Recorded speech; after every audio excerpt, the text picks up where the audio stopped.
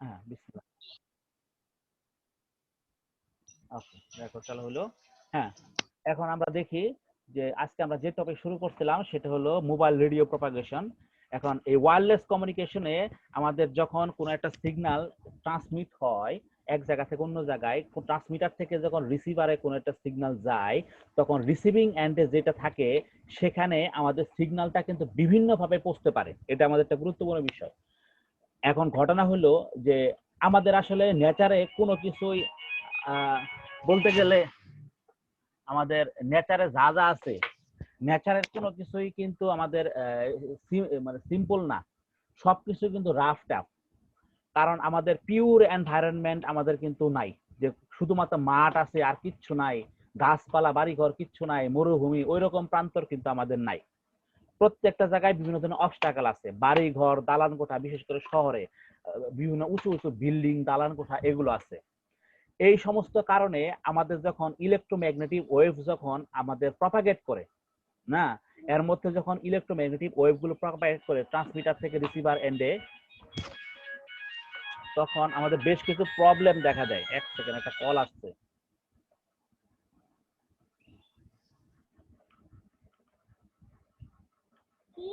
জামিন, যাও তোমাকে ইয়ে ডাকে।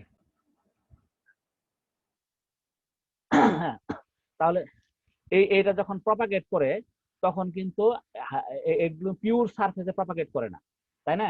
তাহলে the mechanism behind electromagnetic wave propagation আর ডাইভার্স, অর্থাৎ এগুলো কিন্তু খুব মানে স্মুথ না, but can generally be attributed to reflection, diffraction and scattering. এগুলো যখন প্রপাগেট করে ইলেকট্রোম্যাগনেটিক ওয়েভ গুলো, তখন কিন্তু মাঝখানে বিভিন্ন ধরনের অসাপেক্ষ বাধার সম্মুখীন হয়। এগুলোতে যখন সিগন্যাল গুলো আটকে যায় তখন বেশ কিছু হয়, যেমন একটা সিগন্যাল রিফ্লেক্ট করতে পারে, শুধু এটা না, একটা সিগন্যাল কিন্তু ডিফ্র্যাকশন হইতে পারে, অর্থাৎ কোন একটা জায়গায় থেকে আমাদের সিগন্যালটা বেগে যেতে পারে, ডিফ্র্যাকশন হইতে পারে, অথবা তার সিগন্যালটা স্ক্যাটার অর্থাৎ বিক্ষিপ্ত হয়ে বিভিন্ন দিকে চলে যেতে পারে। তো এই জিনিসগুলো আমাদের হয়। আবার কিছু কিছু জায়গায় সিগন্যালগুলো অ্যাবজর্ব হয়ে যায়, ঠিক আছে? কিছু কিছু মিডিয়া আছে যেখানে সিগন্যালগুলো অ্যাবজর্ব হয়ে যায়, আমাদের বিভিন্ন অবস্টাকেলে বাধা খায়। তো এই সমস্ত প্রবলেম গুলোর কারণে আমাদের কিন্তু এই ইলেকট্রোম্যাগনেটিক ওয়েভ প্রপাগেশন যেটা, এটা কিন্তু স্মুথলি হয় না, এগুলো অনেক বাধা বিপত্তি পার হয়ে আমাদের হয়, বিশেষ করে শহর অঞ্চলে। কারণ এই সমস্ত জায়গায় বড় বড় দালান কোঠা আছে, ঠিক আছে না? Most cellular radio system operates in urban areas. Maximum of cellular system কি আরবান এরিয়া, শহর অঞ্চলে অপারেট করে। Where there is no direct line of sight path, যেখানে কোনো সরাসরি লাইন অফ সাইট পাথ নাই, অর্থাৎ টাওয়ার থেকে সরাসরি মোবাইলের সিগন্যাল আসতেছে এরকম কোনো পাথ সাধারণত শহর অঞ্চলে দেখা যায় না। আমি যদি একটু ড্র করি, যে যদি এটা হলে এটা একটা মোবাইলের টাওয়ার হয়, এটা যদি একটা মোবাইলের টাওয়ার হয়, এটা যদি হয় একটা মোবাইলের টাওয়ার, ঠিক আছে? আর এটা যদি হয় একটা মোবাইল ফোন, এটা যদি হয় একটা মোবাইল ফোন, এটা যদি একটা মোবাইল ফোন হয়, তাহলে এই টাওয়ার থেকে সিগন্যালটা যদি আমাদের সরাসরি এখানে আসতো, এই মোবাইল ফোনে আসতো, তাহলে একদম মানে স্মুথলি সিগন্যালটা আসতে পারতো। কিন্তু দেখা গেল যে এটা সরাসরি আসে না, বিশেষ করে শহর অঞ্চলে। শহর অঞ্চলে টাওয়ার গুলো হাইট এত বেশি থাকে না আমাদের, দেখা যায় যে আমাদের এইখানে সরাসরি আমাদের মোবাইল ফোনে সিগন্যালটা আসে না, কারণ আমরা ঘরের ভিতরে থাকতে পারি, বিভিন্ন জায়গায় থাকতে পারি না, এই কারণে আমাদের সরাসরি সিগন্যাল গুলো আমাদের ঘরের ভিতরে আসে না।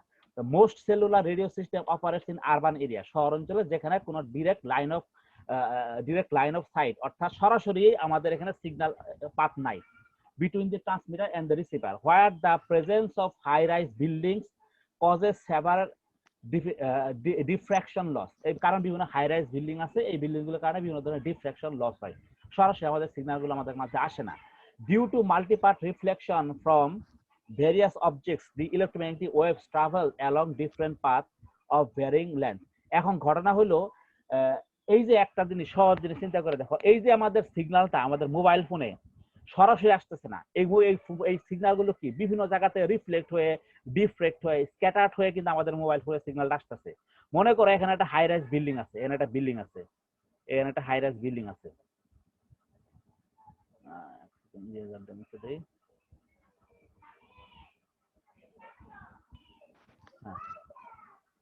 এই যে এখন একটা বিল্ডিং আছে, ধরো এখানে আরেকটা বিল্ডিং আছে, এরকম বিল্ডিং আছে না, ধরো এরকম বিভিন্ন ধরনের স্ক্যাটার সিগন্যালটা যখন আসতেছে তখন সে কি হইতেছে, এক দেখা গেছে সে এইখানে একটা বাড়ি খাইতেছে, আরেকটা সিগন্যাল সে এই জায়গায় আসতেছে, এই জায়গায় বাড়ি খাইতেছে, বাড়ি খায় সে এইদিকে ব্যান্ড করতেছে, ব্যান্ড করে সে এই জায়গায় বাড়ি খাইতেছে, করে তারপর সে এইদিকে আসতেছে। আবার ধরো সিগন্যালটা আমাদের এর ভিতর দিয়েও আমাদের আসতে পারে, এর ভিতর দিয়ে আমাদের সিগন্যালটা আমাদের মধ্যে আসতে পারে না। তো একটা সিগন্যাল কিন্তু বিভিন্ন ভাবে আসতে পারে, একটা সিগন্যাল বিভিন্ন ভাবে আসতে পারে।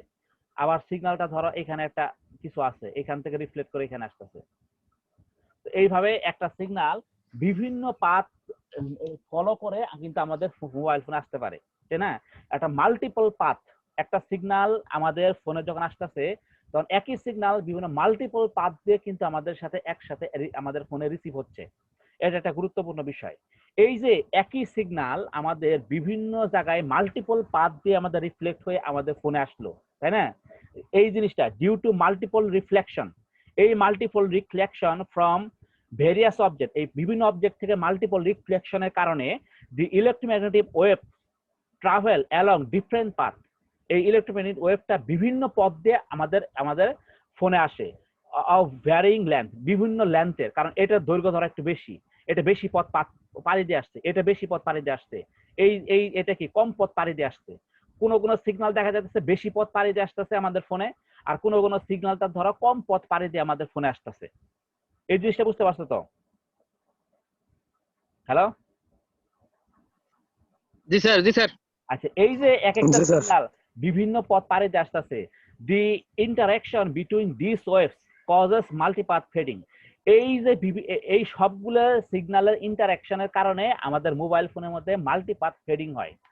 এতে স্পেসিফিক লোকেশন, একটা নির্দিষ্ট লোকেশনে যদি ফোনটা থাকে তাহলে এই বিভিন্ন সিগন্যালের বিভিন্ন পাথ ডিস্টেন্সের কারণে আমাদের সিগন্যালটা যখন ফোনটা রিসিভ করে তখন আমাদের সিগন্যালের মাল্টিপাথ ফেডিং হয়। ফেডিং জিনিসটা কি এটা আমাদের বুঝতে হবে। And the strength of the waves decreases at the distance between the transmitter. এখন ঘটনা হলো যে সিগন্যাল যত দূরত্ব ফলো করে আসবে সেই সিগন্যালের স্ট্রেংথটা তত কম হবে। ধর আমাদের ফোনে যে সিগন্যালগুলো আসতেছে, একটা সিগন্যাল অনেক রিফ্লেকশন করে করে আসছে, ওই সিগন্যাল স্ট্রেংথটা কম হবে। আরেকটা সিগন্যাল ধরো খুব কম রিফ্লেকশন করে করে আসছে, ওই সিগন্যালটা স্ট্রেংথটা আমাদের ফোনে বেশি হবে। ঠিক আছে, এই সবগুলো সিগন্যাল যখন একসাথে আমাদের ক্যাচ করবে তখন দেখা যাবে যে আমাদের সিগন্যালে এক ধরনের ফেডিং হবে। ফেডিং জিনিসটা হলো যে সিগন্যালটা আমাদের হঠাৎ করে দেখবা এই সিগন্যালটা স্টেবল থাকবে না, সিগন্যাল স্ট্রেংথটা স্টেবল থাকবে না, হঠাৎ করে দেখবা ধাপ করে নাই হয়ে গেছে, সিগন্যালটা কমে গেছে, আবার ধরো বাড়ছে, এরকম হইতাছে। এই যে, ঠিক আছে, অর্থাৎ সিগন্যাল স্ট্রেংথটা আমাদের ফোনে এটা কনস্ট্যান্ট থাকতেছে না। অর্থাৎ যে ট্রান্সমিটার যে পাওয়ারে যে এনার্জি সিগন্যাল আমাদের ট্রান্সমিট করছিল, রিসিভিং এন্ডে ওই এনার্জি সিগন্যাল ট্রান্সমিট হচ্ছে না, তার চেয়ে কম সিগন্যাল ট্রান্সমিট হচ্ছে বা বেশি সিগন্যাল ট্রান্সমিট হচ্ছে। এই জিনিসটাই হলো ফেডিং। ক্লিয়ার? জি স্যার, তার মানে হলো যে সিগন্যাল অর্থাৎ যেখান থেকে হ্যাঁ হ্যাঁ হ্যাঁ সেন্ড করলো, হ্যাঁ আমার এখানে যে রিসিভ করতেছি, এখন ওই সেন্ডারের থেকে রিসিভারে এক সময় বেশি স্ট্রেংথ বেশি থাকতেছে, আবার কোন এক সময় কম থাকতেছে। হ্যাঁ, এর কারণ হলো কি, স্যার এই জিনিসটাই কি হ্যাঁ হ্যাঁ, এর কারণ হলো এটা ডিপেন্ড করে, ডিসটেন্স? এটা ডিপেন্ড করে টোটালটাই এখানে একই টাইমে যে সিগন্যালগুলো রিসিভ হচ্ছে, যে সিগন্যালগুলো রিসিভ হচ্ছে তার ফেজ ডিফারেন্সের উপরে। কোন কোন সময় সিগন্যাল দুইটা অ্যাড হয়ে যায়, জি স্যার। ঠিক আছে, অ্যাড হয়ে সিগন্যাল স্ট্রেন্থ বাইরে যায়। আর কোন কোন সময় একটা আর একটা অপোজিট পোলারিটি যদি থাকে, অর্থাৎ অপোজিট ফেজে যদি থাকে সিগন্যালটা, তখন কি একটা আরেকটা থেকে সাই হয়ে যায়, মানে সাবস্ট্রাক্ট হয়ে যায়, তখন সিগন্যাল স্ট্রেন্থটা নিচে নামে পড়ে। ঠিক আছে, একই টাইমে ধরো যে কোন একটা টাইমে একটা সিগন্যাল যখন অ্যাডিং ফেজে থাকে তখন তার স্ট্রেন্থটা বাইরে যায়, আর যখন সাবস্ট্রাক্টিং ফেজে থাকে অর্থাৎ একটা একটা বিপরীত পোলারিটিতে থাকে, যত দুইটা সিগন্যাল এখানে ঢুকছে একটা আরেকটা বিপরীত পোলারিটিতে আছে, তখন কি একটা একটা থেকে সাবস্ট্রাক্ট হয়ে যায়, সিগন্যাল স্ট্রেন্থটা তখন নিচে নেমে যায়। ঠিক আছে, তো এই জিনিসটাই হলো ফেডিং। ক্লিয়ার? এটাকে বলা হয় মাল্টিপাথ। জি স্যার। আচ্ছা, এই মাল্টিপাথ ফেডিংটা আমরা যদি আমরা বুঝি, এই যে এটা হলো এই যে কজেস মাল্টিপাথ ফেডিং, এটাই হলো আমাদের এই যে multipath fading. What is multipath feeding, তখন এইভাবে জিনিসটা বুঝাই বলবা যে একটা সিগন্যাল যখন বিভিন্ন টাওয়ার থেকে যখন ট্রান্সমিটার থেকে যখন রিসিভারে আসে তখন সে ডিফারেন্ট পাথ ফলো করে আসে। এই ডিফারেন্ট পাথ ফলো করে একই সিগন্যাল আসার কারণে এর কারণ হলো সিগন্যালগুলো রিফ্লেক্টেড হয়, ডিফ্র্যাক্টেড হয়, স্ক্যাটার্ড হয়, যে কারণে আমাদের ডিফারেন্ট পাথ ফলো করে করে আসে। তো এই সিগন্যালগুলো যখন আমাদের কোনো একটা রিসিভিং সেন্টারে আসে তখন এর মধ্যে সিগন্যালগুলোর মধ্যে কি একটা ফ্লাকচুয়েশন হয়, র্যাপিড ফ্লাকচুয়েশন। এই জিনিসটাই হলো মাল্টিপাথ ফিডিং। ঠিক আছে? আচ্ছা, ক্লিয়ার। এখন প্রপাগেশন মডেলিং জিনিসটা কি? এখন আমরা যেটা পড়তেছি সেটা propagation model for traditionally focused on predicting the average receive signal strength at a given distance. এখন ঘটনা হলো এই প্রপাগেশন মডেলটা আমরা দুই ভাগে করতে পারি। এক হলো লার্জ স্কেলে, আরেকটা হলো স্মল স্কেলে। লার্জ স্কেল জিনিসটা প্রপাগেশন মডেলিং জিনিসটা দিয়ে আমরা কি বুঝি?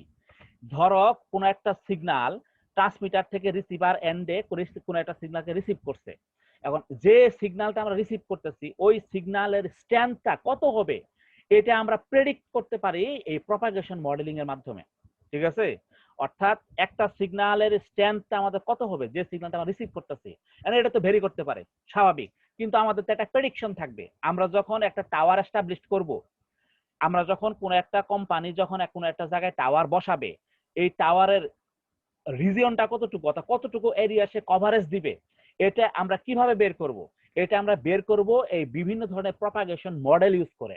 আমরা একটা প্রেডিকশন দিব যে এই সিগন্যালের সেন্ডার থেকে যে সিগন্যালটা যাচ্ছে সে এই এই এর এরিয়ার মধ্যে এভারেজ এতটুকু সে সিগন্যাল স্ট্রেন্থ দেবে।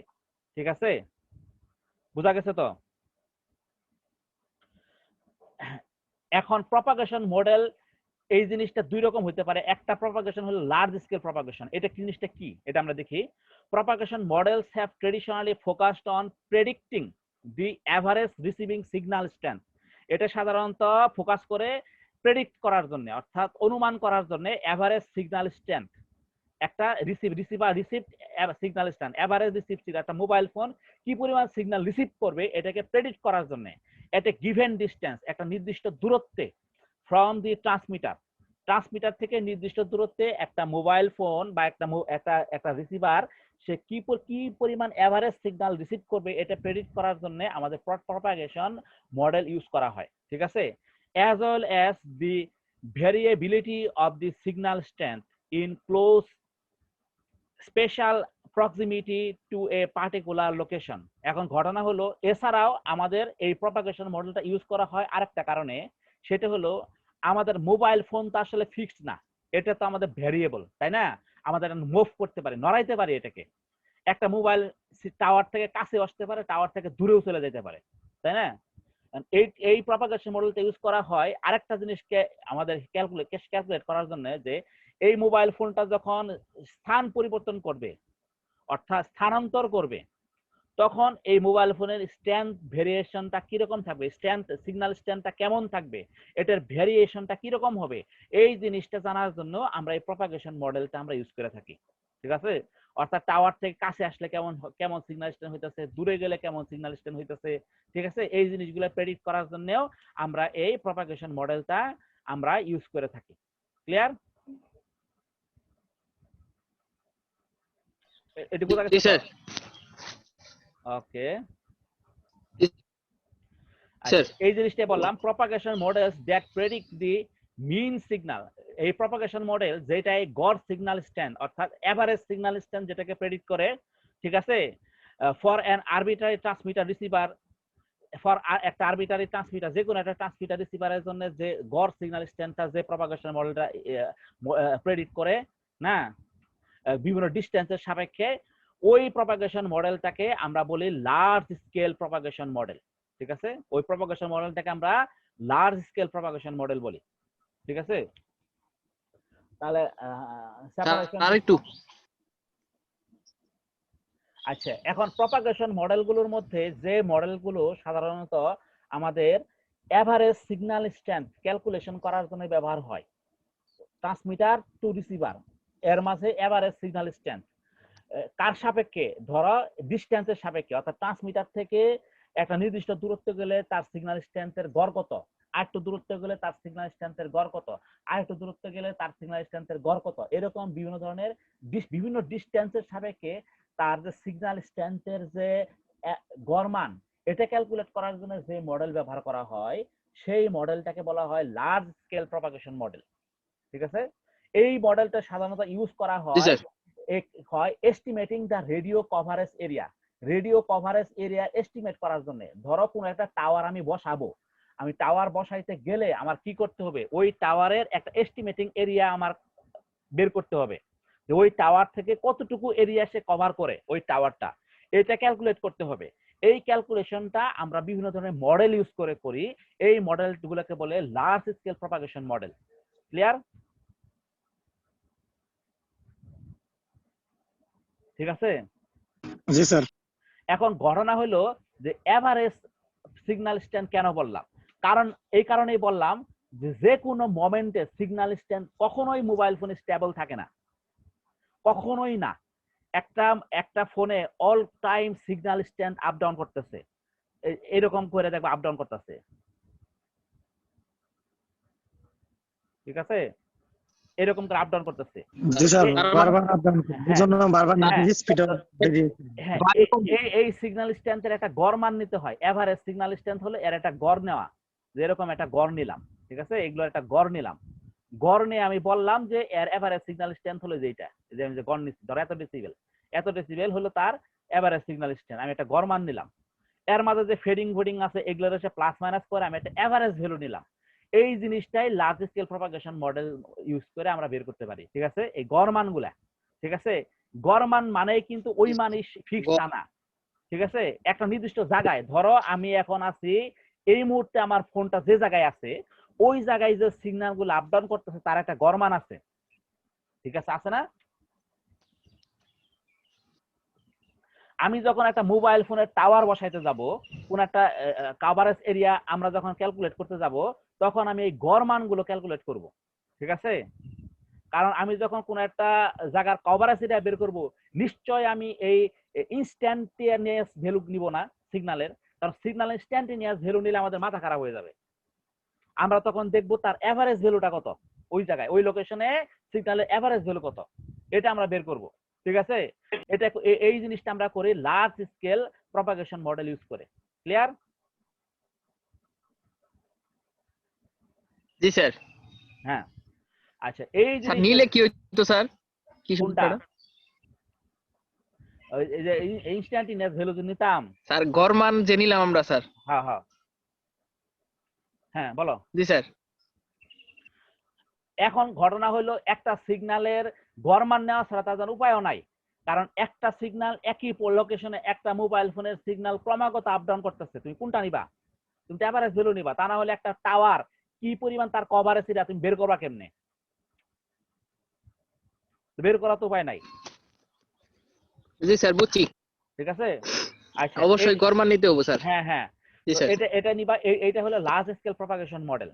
এছাড়াও আরেক ধরনের প্রপাগেশন মডেল আছে। On the other hand, propagation models that characterize the rapid fluctuation of the received signal strength over very short travel distance, a few wavelength or a short time duration on the order of seconds are called the small scale or fading model. এখন আরেক ধরনের propagation model আছে যেগুলো সাধারণত এই যে ভ্যালুগুলো নিয়ে class করে সেটা হলো র্যাপিড ফ্লাকচুয়েশন নিয়ে যে মডেলটা আমরা তৈরি করি সেটা হলো ওই যে আমরা যেটাকে বললাম rapid fluctuation of received signal strength for a very short distance অথবা শর্ট টাইম ডিউরেশনের মধ্যে। ধরো একটা মোবাইল ফোন আমাদের ক্রমাগত সে কি করতেছে, ফ্লাকচুয়েট করতেছে। ধরো একটা মোবাইল ফোন আমাদের মুভ করতেছে। আচ্ছা, একটা সেকেন্ড।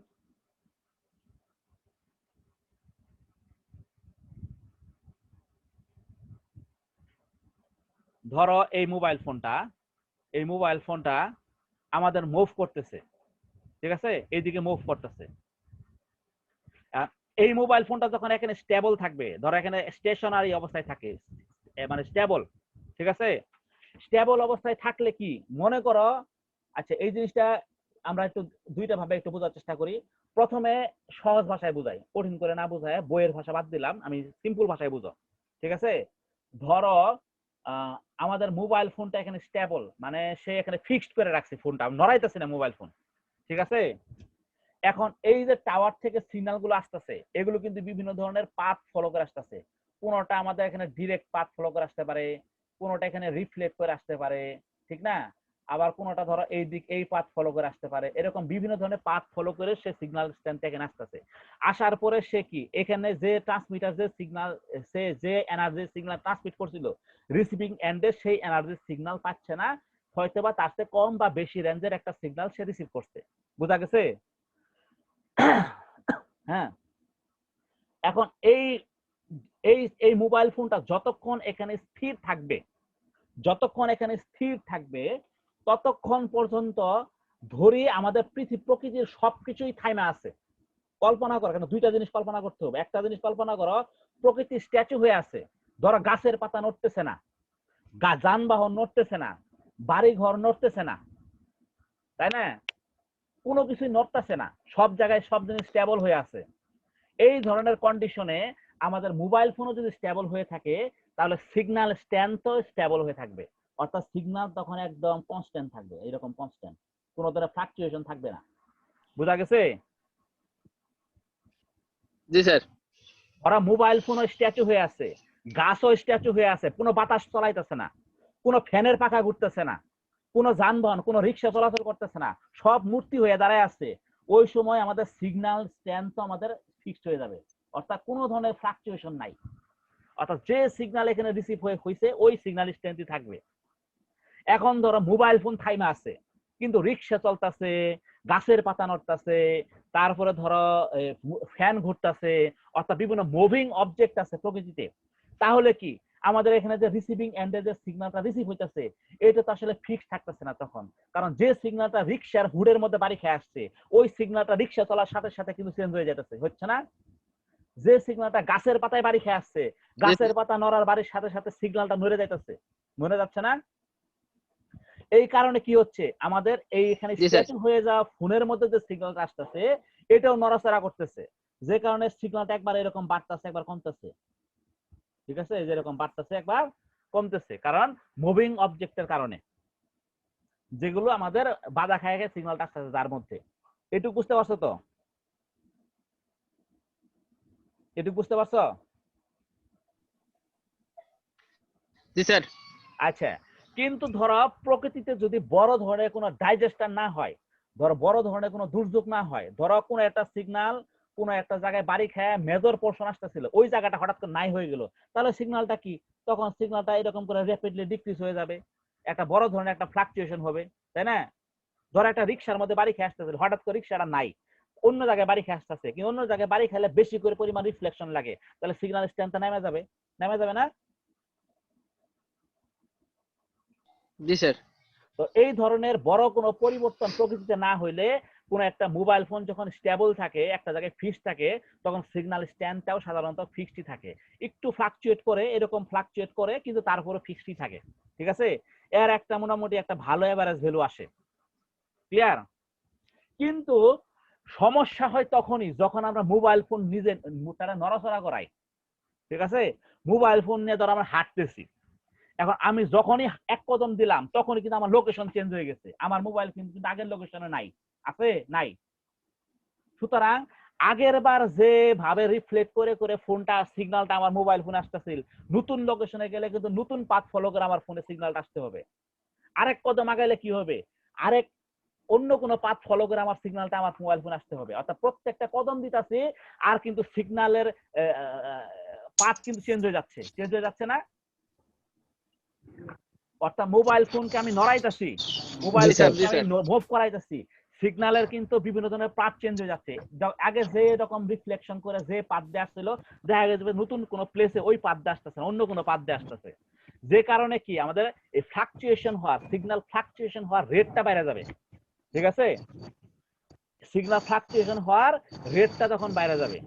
তো এই জিনিসটা আমি বলতে চাচ্ছি, the propagation models that characterise the rapid fluctuation of the received signal, যেটা সাধারণত এই র্যাপিড ফ্লাকচুয়েশনকে আমাদের ক্যালকুলেট করে of received signal stand over very short travel distance, একটা শর্ট ট্রাভেল ডিস্টেন্সে আমাদের ফোনের যে র্যাপিড ফ্লাকচুয়েশন হচ্ছে সিগন্যালের, এটাকে যে মডেল দিয়ে আমরা হিসাব করি, ঠিক না, অর শর্ট টাইম ডিউরেশন অথবা শর্ট টাইম ডিউরেশনের মধ্যে যে ফ্লাকচুয়েশন হচ্ছে সেটাকে আমরা যে মডেল দিয়ে হিসাব করি সেটাকে বলা হয় small scale or fading model.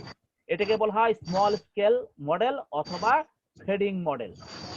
Clear? তাহলে দুইটা মডেল দেখলাম, একটা হলো লার্জ স্কেল প্রপাগেশন মডেল আর একটা হলো স্মল স্কেল মডেল।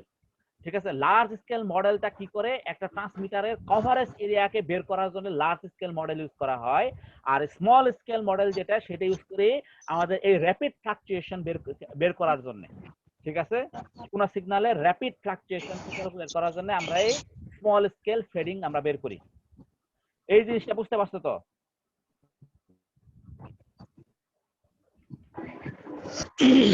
ক্লিয়ার?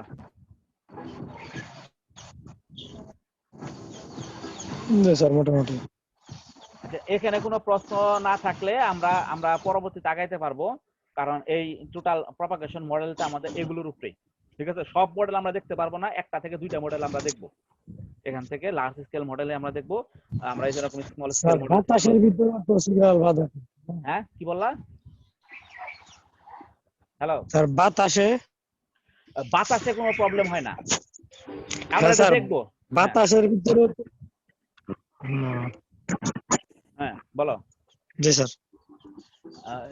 বাতাসের কণা অণু অণু এগুলো দিয়ে আমাদের সিগন্যাল সাধারণত স্ক্যাটার বা এরকম কিছু হয় না।